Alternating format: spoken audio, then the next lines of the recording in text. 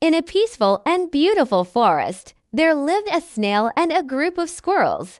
The snail moved slowly, carrying a heavy shell on its back, crawling slowly on the forest floor, while the squirrels were happily jumping among the branches, enjoying the fruits on the trees. One year, the forest suffered a rare drought. The leaves turned yellow and withered, and there were fewer and fewer fruits.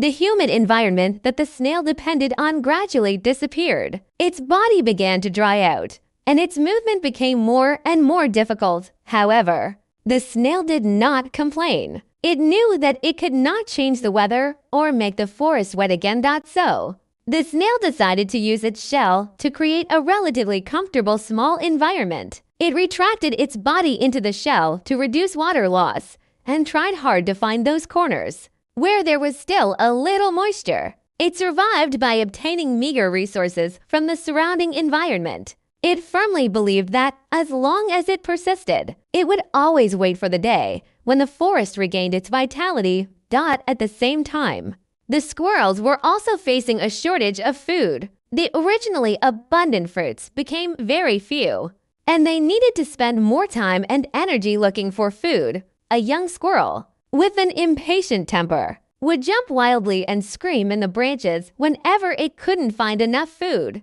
venting its emotions angrily. It completely ignored that such behavior would consume a lot of physical strength, and the consumption of physical strength made it even hungrier and weaker. Other squirrels tried to persuade it to calm down and find ways to deal with the difficulties together. But this squirrel just wouldn't listen and still went its own way. As the days passed, the drought continued.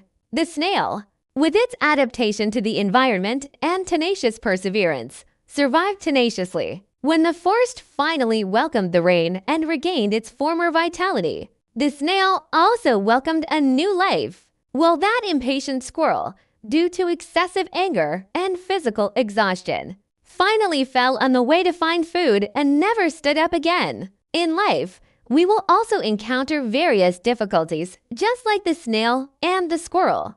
Sometimes we cannot change the environment, just as the snail cannot change the drought and the squirrel cannot change the food shortage.